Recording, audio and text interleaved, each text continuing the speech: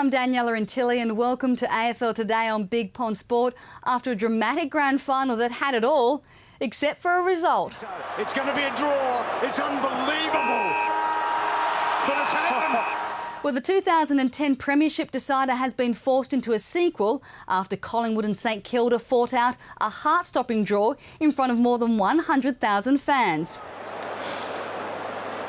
Oh, mate. I don't know if I've ever seen 44 guys go to wall like we just did then. That was amazing. And it's probably going to take this for the AFL to change the rule because it's an absolute joke. AFL boss Andrew Demetriou has defended the league's policy of replaying a drawn grand final, but says it will come under review. The AFL Commission organising a circular resolution that will provide that in the event that there is a draw next week, that there will be time on. We don't believe that we should have 3 grand finals in a row in the event, unlikely event of a draw. Like there is in the earlier finals, there'll be 5 minutes halves for both teams, and whoever's in front at the end of that 10 minutes will win. It's a first stalemate in AFL history, the last one occurring in 1977, ironically between Collingwood and North Melbourne in the VFL. And the Pies will be hoping history won't repeat itself this Saturday at the G. They lost to North in the 1977 grand final replay and will be cautious of a pumped-up St Kilda who lost to Geelong in last year's decider. We'll prepare ourselves as we usually do for a game, so it's no different to any other week. We've moved on. Despite his emotional outburst, Pies captain Nick Maxwell remains defiant the league should scrap grand final replays, but admits the current system probably saved his side. I'm not a believer in playing again the next week. But having said that, I think we really dodged a bullet and St Kilda probably played better than what we did, and I'm just now grateful that we've got another opportunity to make amends. For minor premiers Collingwood, it will be remembered as the one that got away.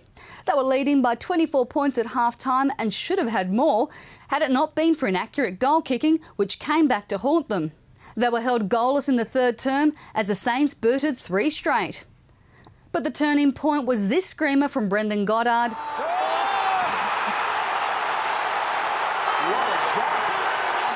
His resulting goal giving the Saints the lead for the first time in the game. Travis Cloke put the Pies back in front by a point before Norm Smith medallist Lenny Hayes tied the scores in the dying seconds. Quickly off the mark. Milne at best. Ball bouncing. Scores a level. Oh, no. I guess that you're still alive means that you haven't lost. But you've got to play against it means you haven't won. Instinctively, yeah, extra time. Because I think instinctively, but I'm not sure it's the exact right thing. In a blow for the Saints, ruckman Michael Gardner looks set to miss Saturday's grand final replay with a suspected torn hamstring. Ben McAvoy, who was a shock omission from the first grand final, is likely to get a reprieve. And veteran Pies defender Simon Prestigiacomo is also in line for a recall, with his side hopeful he'll overcome his groin soreness. And how's this for commitment? Saints fan and Aussie golfer Geoff Ogilvy was virtually up all night watching the game, despite competing in the PGA Tour Championship. The equivalent to your Super Bowl, I guess, was in Australia last night. My team was in our grand final, we call it, the Australian rules football.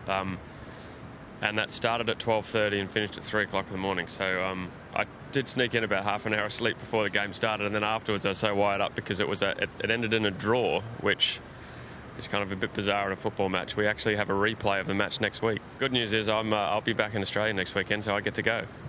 For all the latest footy news, head to the AFL and Big Pond websites. A reminder how to access content on your mobile. Simply press Big Pond on your Telstra Next G mobile and select Sport.